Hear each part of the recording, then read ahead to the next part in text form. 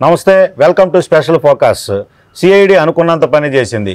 దానికి వైసీపీ అధిష్టానం ఒత్తిడా లేదంటే జగన్మోహన్ రెడ్డి ప్రయోగమా అనేటటువంటిది చర్చ జరుగుతుంది.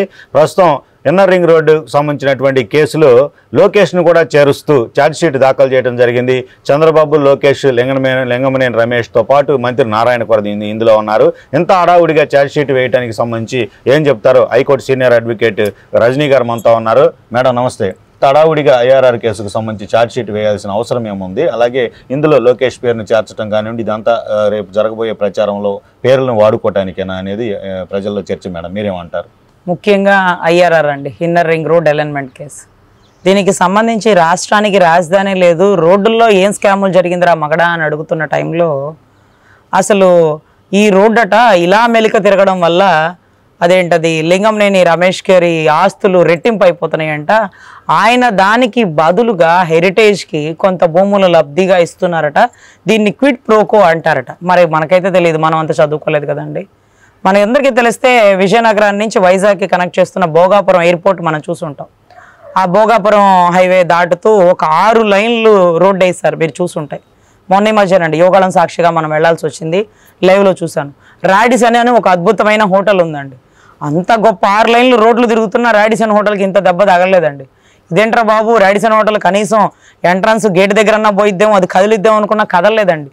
ఎందుకు కదలలేదా అని క్విడ్ ప్రోకోలాగా ఆలోచిస్తే దాంట్లో 50% పైచులకు షేర్స్ విజయసాయిరెడ్డి గారు, అంటే మన A2 అండి, మన పరిభాష మాట్లాడుకుందాం కదా, A2 గారు ఏదైతే ఎంపీ గారు, ఆయన షేర్లు, ఆయన బంధువుల షేర్లు ఉన్నాయట. అందుకే వాటికి దెబ్బ తగల. దీన్నే క్విడ్ ప్రోకో అంటారు. 6 లైన్లు వస్తున్నప్పుడు ఎక్కడా వాటికి సంబంధించిన ఆస్తులు పోకుండా దాన్ని వంపు సొంపులుగా తెప్పినటువంటి రాడిసన్ హోటల్కి లాభాలు, లబ్ధిలు, దాంతో టైఅప్లు, వాళ్ళని బెదిరించడాలు, కంపల్సరీ షేర్ ఇప్పించుకోవడాలు, లేకపోతే మీ రోడ్డు కట్ అయిపోతుంది, మీ గేట్ పోతుంది, మీ స్విమ్మింగ్ పూల్ కట్ అయిపోతుంది అంటూ భయభ్రాంతులు. దీన్ని క్విడ్ ప్రోకో అంటారు. అంటే వాడుక పరిభాషలో కాగితాల మీద నష్టం జరిగిందంటాడేంటి? రాష్ట్రంలో ఒక్క ఇటుక మీద బొచ్చాడు భారతీయ సిమెంట్ అయిన నువ్వు ఇన్నర్ రింగ్ రోడ్ అలైన్మెంట్లో అద్భుతాలు జరిగిపోయినాయా? ఎన్ని లక్షల కోట్ల లాస్ వచ్చిందమ్మా? క్విడ్ ప్రోకో అంట. ఈ లైన్ ఇటు తిరగడం వల్ల ఆయన ఆస్తులు పెరిగిందంట. తిరిగిందా అంటే తిరగలేదు, తిరిగితే పెరుగుండేదిగా, అందుకని కేసేసాం సార్. తిరగలేదు కదా సార్. ఆ కత్తి అటు విసురుంటే వాడి ప్రాణం పోయిండేది. ఒకవేళ విసిరితే ప్రాణం పోయి ఉంటే ముందే అరెస్ట్ చేస్తే పని అయిపోలా? అదేంటి సార్, ముందే అరెస్టులా చేస్తారు సార్? ఆ లైన్ అటు తిరుగుతుంది ఇటు తిరుగుతుందని మీరు ఎలా కళ్ళగంటారంటే కాగితాల మీద ఉందిగా. సరే, కాగితాల మీద ఉండి ఇంప్లిమెంట్ అవ్వలేదు కదా, ఇంకా రోడ్డు ఇంకా వేయలేదు కదా, రాజధాని ఏది అసలు? పోనీ ఆయన ఆస్తులు లక్షల కోట్లు అయిపోతే ఆయన దానికి బదులుగా ఇది ఇస్తాడని ఎక్కడన్నా ఆధారం ఉందా అంటే అవన్నీ తెస్తారట. ముందు అరెస్ట్ చేయండి అన్నారు. పాపం ఏదో తండ్రి అరెస్ట్ అయ్యాడు, అదే టైంకి కొడుకును కూడా అరెస్ట్ చేయాలని చూశారండి. కానీ తండ్రిని అరెస్ట్ చేసి మంచి చేశాడో చెడు చేశాడో రాష్ట్ర ప్రజలకు అర్థమైపోయిందండి. అప్పుడు దాకా కార్యకర్త, తెలుగుదేశం కార్యకర్త అంటే ఇంట్లో మగవాడే బయటకు వచ్చేవాడు. ఆయన అరెస్ట్ చేశాక ఆడబిడ్డ, కుటుంబ సభ్యులు మొత్తం బయటకు వచ్చి బాబు గారికి ఆ గతి పడితే మేమెందుకు ఇళ్లలో కూర్చుంటామంటూ ప్రతి ఒక్కడు బయటకు వచ్చారు. గ్రాఫ్ వెచ్చలవిడిగా పెరిగిపోయింది. నంజాల నుంచి క్యాన్వా వెళ్ళినా అంత గ్రాఫ్ వచ్చి ఉండేది కాదేమో. వీళ్ళు అనవసరంగా వెహికల్లో తీసుకొని వెళ్ళి ఒక అదిరిపోయే గ్రాఫ్ ఇచ్చి 52-53 రోజుల తర్వాత పేషెంట్ని వీల్ చైర్లో బయటికి తెస్తాడేమో అని అనుకుంటే అదేంటో సింహం జూలు విప్పి గర్జించినట్టుగా దడలాడిచ్చేసాడు ప్రెస్ మీట్తో బాబు గారు. సో ఇదేంట్రా బాబు, తండ్రి పోతేనే ఎంత గ్రాఫ్ వచ్చేసింది, మళ్ళీ కొడుకుని లోపలేస్తే ఇబ్బంది అయిద్దంటూ ఆయన అరెస్ట్ చేయని మూమెంట్ అండి. లేకపోతే సాయంత్రానికల్లా లోకేష్ గారు అరెస్ట్ అయిపోతారు అన్న వార్తా కథనాలు వచ్చేసింది. సిఐడి ఇంట్రాగేషన్ చేస్తూ సిఐడి నన్ను అడిగితే నన్నే క్వశ్చన్లు అడగాలి కదా. మీ తల్లిగారు ఆస్తులు బ్యాంక్ అకౌంట్ నెంబర్లు చెప్పండి, అకౌంట్లో ఎంతెంత ఉన్నాయి. ఒరే నాయన ముద్దాయి నేనా మా అమ్మగారా? తేండి, కొత్తగా మా అమ్మగారిని తీసుకురండి, నా భార్య గారిని తీసుకురండి, హెరిటేజ్లో సభ్యులందరినీ తీసుకురండి అంటూ చాలా చక్కగా సమాధానం చెప్పినటువంటి లోకేష్ బాబు గారు. ఇవన్నీ సంధించిన ప్రశ్నలకి ఆ రోజే అరెస్ట్ అయి ఉండేవాళ్ళండి. అరెస్టు చేయలేక ఆడలేక మధ్యలో దరువుకి ఈ రోజైనా ఛార్జ్షీట్ ఎందుకు వేశారంటేనండి, ఢిల్లీకి వెళ్ళారు. ఢిల్లీ టూరు ఫెయిల్యూర్ అయిపోయింది. మోడీ గారు నీ పక్షాన ఉండను, తాటి చెట్టు పక్కన కూర్చొని మజ్జిగ తాగినా మందే తాగామంటున్నారు రాష్ట్ర ప్రజలు.